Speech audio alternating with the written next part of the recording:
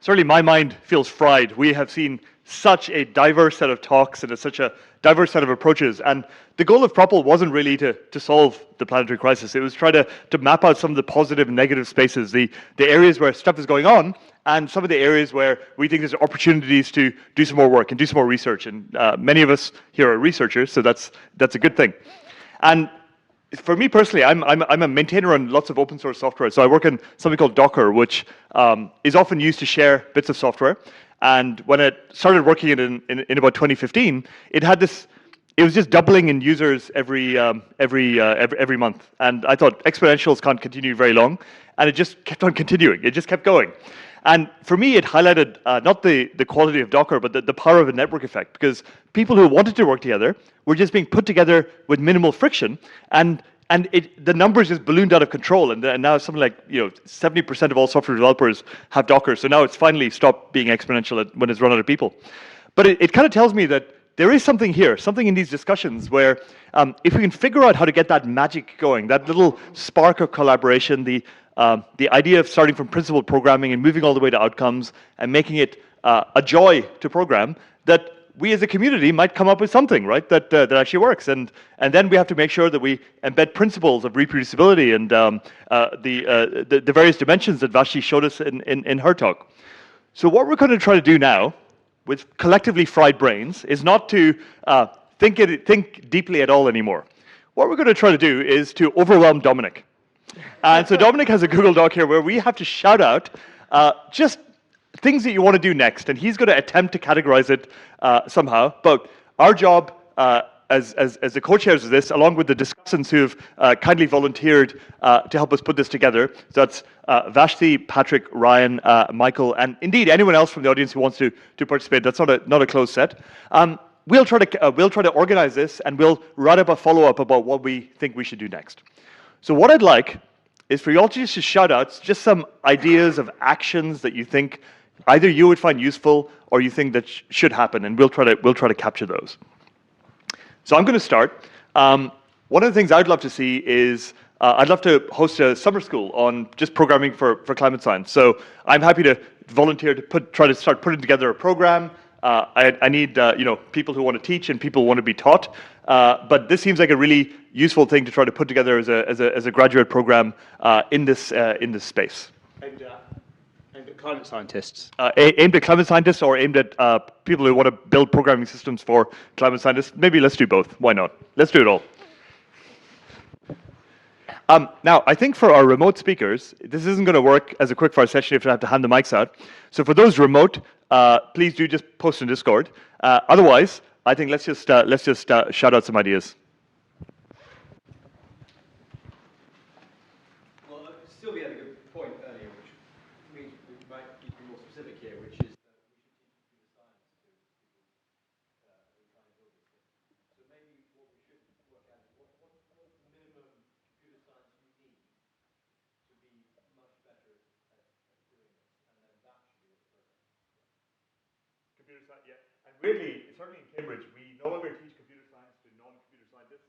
We used to have engineering courses for natural scientists and so on with the foundation of computer science, but we've just stopped. I think it's really bad. So thanks, Sally. This is a really concrete suggestion there, but I'm a bit perplexed that this is a programming languages workshop and you don't have programming down there. These were the categories of the talks earlier. So yeah, programming goes into these things. But we'll rearrange them multiple times. These are the applications, as it were. One of the things that I'm wondering about is whether PROPL is at all the right thing to do. I would very much like for that to be the case, but it's also very unclear that that's an efficient way of using our resources. Mm-hmm. So I wonder if people have thought about that. And yeah. Maybe you could elaborate. So I think as individuals we have this very particular skill set, so it's natural to think through our lens that this is something that we can contribute to, but also, as it was raised earlier, a lot of the science is already pretty convincing, and maybe things have to happen at the policy level. So it's not clear that our CS perspective is actually what we should be focusing on, or as individuals we should be doing something entirely highly different and stuff. Maybe I can succinctly summarize that as feedback mechanisms for success and failure as a community. So, so I'm struggling to internalize this one. So, go ahead. Well, I see your point, but I think that we can do a lot of things at the same time, and I think that the climate crisis is such a complex issue that we have to tackle it from all directions. And I think it's really, really important to think about what else we can do, and if PROPL is the right thing or not to do. I think a lot of, at least I was here anyways, because I do PS stuff, and then I saw climate, because I also do climate stuff, but I didn't know that climate was here. And now I'm really excited, and I have all of these new ideas and all of this new research that I want to get into. But everyone has different needs, of course. But I think, yeah. So the point of what I'm saying is, I think the more the merrier and the more diverse our approaches to that, the better. Yeah, I'm not opposed to that idea. I'm just wondering whether people have already thought about what intelligence could do and what's effective to do. Yeah. I mean, I'm sure that people have, but I haven't. Well, there is an important principle of simultaneity, which is that we all need to take actions towards fixing these problems. But actually, one of the biggest enemies is inaction, right? So a lot of people, most people just aren't thinking about this. So the fact you're here in this room is actually quite a lot of survivor bias in this room. So it's absolutely right, but I think asking this room is perhaps the wrong one. We need to ask the people in all the other workshops what's going on. But that's something we should all collectively do, right? We should. The most common thing I heard was, I don't know what I can do towards this. That's been a very, very common theme all the way through every conference I've been in. So we all have to collectively answer that. So might be a bit boring, but I would like to find people to apply for money together with, so that we can get funded transparently between projects. So yeah, definitely a professor level thing, but also a very important common theme. Yep. So anyone who's interested and finds things that what I've been doing with Postman and so on is relevant for a consortium, get in touch. Especially Europeans. Now, I mean, there's generally lots and lots of money flying around in the EU, and similarly in the US, I assume there's lots of initiatives towards this as well. So yeah, so matchmaking between professors. Are there mechanisms to allow those to join up as well? And why should it be just Europe or just US? Oh, only because people in the EU can apply for EU grants and people in the US can apply for US grants. But yes, if there's something called a pot of money, then and there are loads of those. There's lots of charitable donations, billionaire donations that are funding lots and lots of initiatives, such as most of ours are funded by charitable donations, not by any grant money, because we just get rejected from grant money usually for these kind of risky endeavors. It's the reality of that. I'm unsure if it's related, but maybe someone could do research on like the energy mix and renewable energy sources, and also maybe public transport and like how that might affect carbon emissions levels. Yeah, great. Caroline? I have something to say about that actually, because I'm also a student assistant at Possible Institute for Continuous Research, where Nicola also works, and I actually work in the transport sector. And we work on trying to find like fleet data and stuff, and user data of all sorts of different transportation technologies, and we are looking into that thing, and we're putting that into that model, and we look at how it affects policies in that way. I cannot point you to research papers because I myself am just a small little student assistant writing code, but I think there's a lot of stuff out there which might be interesting to do. Yeah, there's lots of research centres looking at that. So Outside of computer science, yeah. So we need to register on climatescience.org and see if we can find this between us. Yeah, so I have one from myself and then one from somebody online. Misaligned incentives, both on the software side, the research side. I think, Dominic, in a talk you quoted from, was it 5 times faster, about how we're all working in our little academic niches, and to succeed in our niches, it makes sense to have tunnel vision, and how can we change that? So I think that's policy, but it's policy in a, Maybe it's ecosystem. Now, for someone who hasn't spoken at all during the workshop. Can I do the... you do the other one as well, yeah. So Siddharth says, I'm a PhD student at the University of Waterloo, Canada. I work in formal verification of systems languages, C, C++, Rust. We often look for industry software to show usefulness of our tools for practical code bases.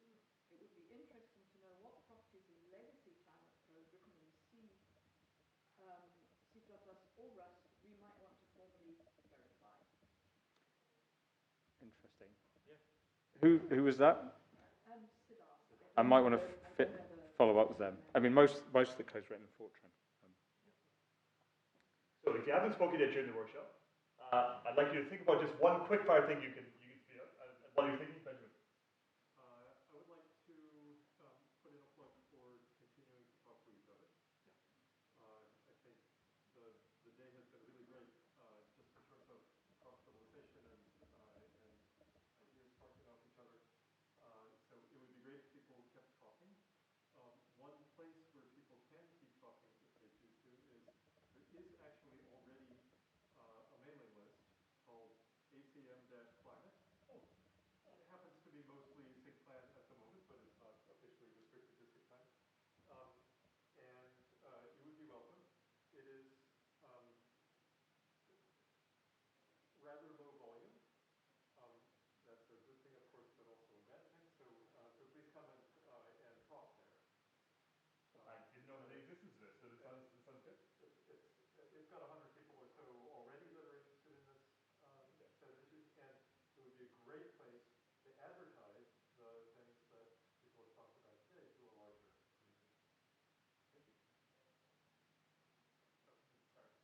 So hearing you talk about like Docker and also thinking about like their use of data with the sort of explosion of interest in Lean and also like in Rust, it feels like that these languages have become really popular because they've created a community where people are building off each other's work. And I'm wondering like whether this exists in like the modeling space. Like do experts like really adapt models, and it would be cool if it was some sort of like package manager where people could download other people's models and keep them and build upon them. Yeah, it's true. Are there like Twitch influencers for global climate modeling? Yeah, I mean, there are a lot of different kinds of modeling we could talk about, and the communities are all really different. But so in the area I know, because I work with climate scientists, they're trying to kind of get that a lot more by utilizing kind of these tools that come from other spaces like Hugging Face and these kind of package management things, and having data sets that are much more open, that are easier for people to kind of grab and reuse their things. So there's a lot of recognition within climate modeling of like, oh, we want things to be much more usable and have these communities of people using our libraries and our tools and our data sets. So certainly there's like a lot of enthusiasm for that, and they also want a lot of help to how to do that, and they want a lot of help from computer scientists. Like, I don't know, I talk to a lot of people who are desperate to have input from computer science to help with these things. So. Yeah, I guess this is kind of a general community point, but it would be great to have some kind of shared list of ways to get involved. Because, like you were saying, I would like to get involved, but I don't really know how to best do that myself. So, some kind of repo or wiki that's kind of community edited and just that can be continually updated with ways to get involved as people think of things. It sounds like this might be a good complement to the mailing list, actually. Yeah, that's some kind of an awesome climate wiki or something that would do that. So again, if volunteers want to do that, let's coordinate. Just feel free to get in touch with Dominic and me. We'll matchmake for these things. That's a great suggestion. I think we touched upon this a little. Maybe it would be nice to have a journal that's specifically in the space, because as someone said, applying to computer science journals comes with certain expectations. Applying to climate science journals can be painful in other ways. So why not just have something that does good both? Because clearly there's a demand for it. Because a lot of people feel excited to it. There's, There are some yeah. journals out there already. Yeah. I guess it's more Journal of Computational Science. You think of that, or? Yeah, I have some listed in my talk. That's what I published in. There are environmental modeling and software, geoscientific model development, and computers in geosciences. Yeah, GMD is pretty hardcore, climate modeling stuff. But there are also things like ACM Tomax, transactional modeling and computer simulation as well, which is a bit new. But maybe collecting that. Is there an ACM SIG for climate, or is it a? So really, yeah, there's no home. In fact, do you have a comment on the ACM? Just generally, do you have any thoughts on Onkar's question from journalism space?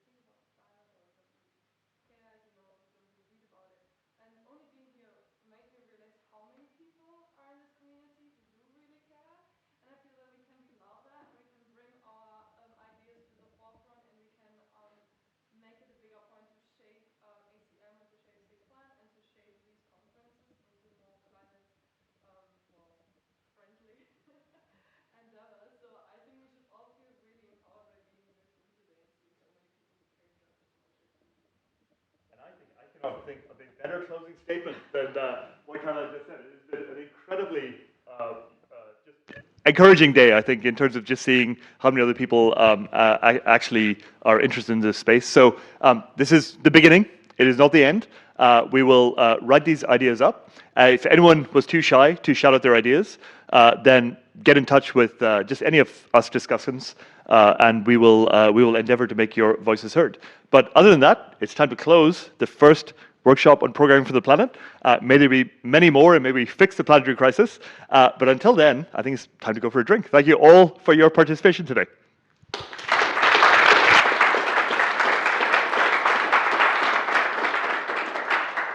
I've got this. And can we just do a round of applause for the student volunteers and AV volunteers?